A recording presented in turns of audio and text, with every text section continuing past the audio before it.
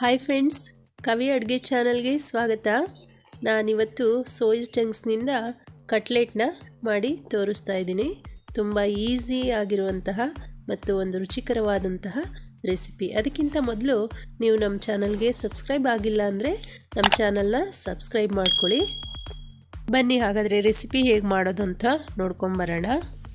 ಮೊದಲಿಗೆ ಒಂದು ಪಾತ್ರೆಯಲ್ಲಿ ಸ್ವಲ್ಪ ನೀರನ್ನು ಕುದಿಲಿಕ್ಕೆ ಇಟ್ಕೊಂಡು ಅದಕ್ಕೆ ಒಂದು ಬೌಲಷ್ಟು ನಾನು ಸೋಯಾ ಚಂಕ್ಸನ್ನು ಹಾಕ್ತಾಯಿದ್ದೀನಿ. ಇದನ್ನು ಕುದಿಸೋದೇನು ಬೇಡ, ಹಾಗೆಯೇ ಸ್ಟವ್ ಆಫ್ ಮಾಡಿಬಿಟ್ಟು ಮುಚ್ಚಿ ಇಟ್ಕೊಳ್ಳೋಣ. ನೋಡಿ, ಒಂದು 5 ನಿಮಿಷ ಬಿಟ್ಟ ನಂತರ ಈ ಥರ ಆಗಿರುತ್ತೆ. ಇದನ್ನು ನಾವು ಬಿಸಿ ನೀರಿನಿಂದ ಸಪ್ರೇಟ್ ಮಾಡಿ ತಣ್ಣೀರೊಳಗೆ ಹಾಕ್ಕೊಳ್ಳೋಣ. ಈಗ ನೀರನ್ನೆಲ್ಲ ಚೆನ್ನಾಗಿ ಹಿಂಡ್ಕೊಂಡು ನೋಡಿ, ಈ ರೀತಿಯಾಗಿ ಚೆನ್ನಾಗಿ ನೀರನ್ನೆಲ್ಲ ಹಿಂಡ್ಕೋಬೇಕಾಗತ್ತೆ. ಆನಂತರ ಅದನ್ನು ಎತ್ತಿಟ್ಕೊಳ್ಳೋಣ.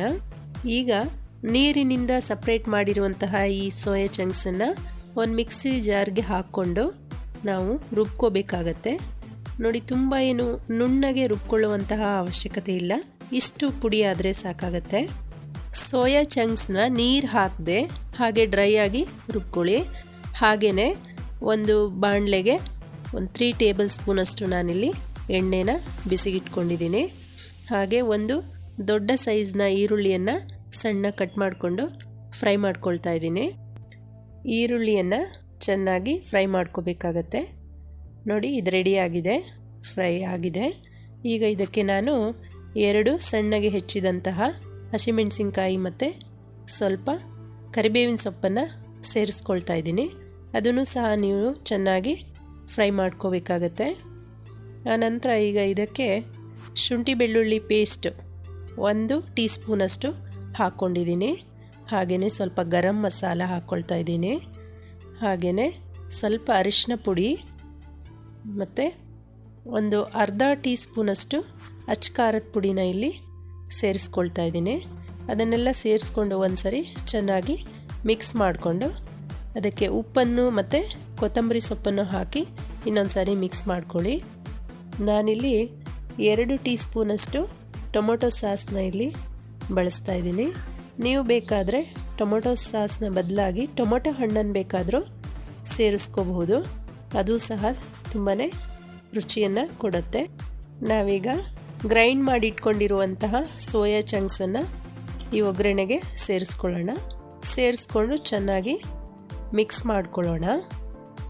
ಈ ರೀತಿಯಾಗಿ ಎಲ್ಲ ಒಗ್ಗರಣೆ ಮತ್ತು ಸೋಯಾ ಚಂಕ್ಸು ಎಲ್ಲ ಮಿಕ್ಸ್ ಆಗುವಾಗೆ ಈ ರೀತಿ ನೀಟಾಗಿ ಮಿಕ್ಸ್ ಮಾಡ್ಕೊಂಡಿದ್ದೀನಿ. ಹಾಗೆ ಒಂದು ಮೀಡಿಯಮ್ ಸೈಜ್ ಆಲೂಗೆಡ್ಡೆನ ಬೇಯಿಸ್ಕೊಂಡು ಸ್ನ್ಯಾಶ್ ಮಾಡಿಕೊಂಡು ನಾನು ಇದಕ್ಕೆ ಸೇರಿಸ್ಕೊಳ್ತಾ ಇದ್ದೀನಿ. ಇದನ್ನು ಸಹ ಎಲ್ಲದೂ ಒಟ್ಟಾಗಿ ಚೆನ್ನಾಗಿ ಬೆರೆಯೋ ಹಾಗೆ ಕಲಿಸ್ಕೋಬೇಕಾಗತ್ತೆ. ಈಗ ನೋಡಿಕೊಂಡು ಸ್ವಲ್ಪ ಉಪ್ಪನ್ನು ಹಾಕ್ಕೊಳ್ಳಿ. ಅರ್ಧ ಟೀ ಸ್ಪೂನಷ್ಟು ವಿನಿಗರ್ನ ಇಲ್ಲಿ ಹಾಕ್ಕೊಳ್ತಾ ಇದ್ದೀನಿ. ನೀವು ವಿನಿಗರ್ ಬದಲಾಗಿ ನಿಂಬೆ ಹಣ್ಣನ್ನು ಸಹ ಇಲ್ಲಿ ಬಳಸ್ಕೋಬಹುದು. ಈಗ ನಾನು ಇದನ್ನು ಒಂದು 10 ನಿಮಿಷಗಳ ಕಾಲ ಆರ್ಲಿಕ್ಕೆ ಬಿಡ್ತಾ ಇದ್ದೀನಿ. ನೋಡಿ, ಈ ರೀತಿ ಆರಿದೆ. ನಾನಿಲ್ಲಿ 3 ಟೀ ಸ್ಪೂನಷ್ಟು ಕಾರ್ನ್ಫ್ಲೋರನ್ನು ತಗೊಂಡು ಅದಕ್ಕೆ ಒಂದು 5-6 ಟೀ ಸ್ಪೂನಷ್ಟು ನೀರನ್ನು ಸೇರಿಸ್ಕೊಂಡು ಈ ರೀತಿ ಪೇಸ್ಟನ್ನು ಮಾಡ್ಕೊಳ್ತಾ ಇದ್ದೀನಿ. ತುಂಬ ಗಟ್ಟಿಯಾಗೂ ಬೇಡ, ತುಂಬ ತೆಳುವಾಗೂ ಬೇಡ, ಯಾಕೆಂದರೆ ಅದು ಡಿಪ್ ಮಾಡೋಕ್ಕೋಸ್ಕರ ಬೇಕಾಗತ್ತೆ. ನೋಡಿ, ಈ ರೀತಿಯಾಗಿ ಚೆನ್ನಾಗಿ ನಾವು ಮಾಡ್ಕೊಂಡಿರುವಂತಹ ಸೋಯಾ ಚಂಕ್ಸ್ನ ನೀಟಾಗಿ ಈ ರೀತಿ ಕಲಿಸ್ಕೋಬೇಕಾಗತ್ತೆ. ಎಲ್ಲ ಮಿಕ್ಸ್ ಆಗೋ ಹಾಗೆ ಕೈನಲ್ಲೇ ಕಲಿಸ್ಕೊಳ್ಳಿ. ಹಾಗೆ ಈ ರೀತಿ ಸಣ್ಣ ಸಣ್ಣ ಉಂಡೆಗಳನ್ನ ಮಾಡಿಕೊಂಡು ಕೈಗೆ ಸ್ವಲ್ಪ ಎಣ್ಣೆ ಹಚ್ಕೊಂಡು ಈ ರೀತಿ ಕಟ್ಲೆಟನ್ನು ಮಾಡಬೇಕಾಗತ್ತೆ. ನೋಡಿ, ಈ ರೀತಿ ಮಾಡ್ಕೊಳ್ಳಿ. ಎಲ್ಲ ಉಂಡೆಗಳನ್ನೂ ನೀವು ಈ ರೀತಿ ಕಟ್ಲೆಟ್ ಶೇಪ್ಗೆ ಮಾಡ್ಕೋಬೇಕಾಗತ್ತೆ. ಕಟ್ಲೆಟ್ ಶೇಪ್ ಸರಿಯಾಗಿ ಬಂದಿಲ್ಲ ಅಂದರೆ ಈ ರೀತಿ ಒಂದು ಪ್ಲೇಟ್ನಲ್ಲಿ ಹೀಗೆ ಮಾಡ್ಕೊಳ್ಳಿ, ಶೇಪ್ ಚೆನ್ನಾಗಿ ಬರುತ್ತೆ. ನಾವೀಗ ಒಂದು ಬಾಣಲೆನ ಬಿಸಿಗಿಟ್ಕೊಂಡು ಅದಕ್ಕೆ ಸ್ವಲ್ಪ ಎಣ್ಣೆ ಹಾಕ್ಕೊಳ್ಳೋಣ. ಇದೇನು ಡೀಪ್ ಫ್ರೈ ಬೇಕಾಗಲ್ಲ, ಶಾಲೋ ಫ್ರೈನೇ ಸಾಕಾಗತ್ತೆ. ನೀವು ಈ ರೀತಿ ಕಾರ್ನ್ಫ್ಲೋರ್ಗೆ ಡಿಪ್ ಮಾಡಿಕೊಂಡು ನಂತರ ಬ್ರೆಡ್ ಕ್ರಮ್ಸ್ನಲ್ಲಿ ಹೊರಳಿಸ್ಕೋಬೇಕಾಗತ್ತೆ. ನಿಮಗೆ ಕಾರ್ನ್ಫ್ಲೋರ್ ಬೇಡ ಅಂದರೆ, ನಾನ್ ವೆಜ್ ತಿನ್ನೋರಾದರೆ ನೀವು ಮೊಟ್ಟೆಯಲ್ಲೂ ಸಹ ಈ ಥರ ಡಿಪ್ ಮಾಡಿಕೊಂಡು ನಂತರ ಈ ರೀತಿ ಬ್ರೆಡ್ ಕ್ರಮ್ಸ್ನಲ್ಲಿ ಹೊರಳಿಸ್ಕೊಂಡು ಎಲ್ಲ ಈ ರೀತಿ ರೆಡಿ ಮಾಡಿ ಇಟ್ಕೊಳ್ಳಿ. ಈಗ ಒಂದೊಂದೇ ಬಾಣಲೆಗೆ ಹಾಕ್ಕೊಳ್ಳೋಣ. ನೀವು ಮೀಡಿಯಮ್ ಫ್ಲೇಮಲ್ಲಿ ಇಟ್ಕೊಂಡು ಫ್ರೈ ಮಾಡ್ಕೋಬೇಕಾಗತ್ತೆ. ಈ ರೀತಿಯಾಗಿ ಎಲ್ಲವನ್ನೂ ಸೇರಿಸ್ಕೊಳ್ತಾ ಇದ್ದೀನಿ.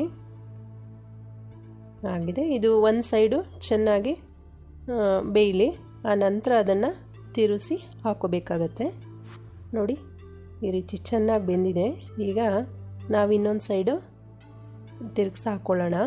ಹೀಗೆ ಒಂದೊಂದನ್ನೇ ಯಾವುದಾದ್ರೂ ಚಮಚದ ಸಹಾಯದಿಂದ ಅಥವಾ ಫೋರ್ಕ್ನ ಸಹಾಯದಿಂದ ಈ ರೀತಿ ಮಗ್ಚಿ ಹಾಕ್ಕೊಳ್ಳಿ. ಇಷ್ಟು ಕಲರ್ ಬಂದರೆ ಸಾಕಾಗತ್ತೆ. ನಂತರ ಎತ್ತಿಟ್ಟ ನಂತರ ಸ್ವಲ್ಪ ಕಲರ್ ಚೆನ್ನಾಗಿ ಬರುತ್ತೆ. ನೋಡಿ ಇದಾಗಿದೆ ಫ್ರೆಂಡ್ಸ್. ಈ ರೆಸಿಪಿ ನಿಮಗೆ ಇಷ್ಟ ಆದರೆ ನೀವು ಈ ರೆಸಿಪಿನ ಶೇರ್ ಮಾಡಿ, ಕಮೆಂಟ್ ಮಾಡಿ. Thank you for watching.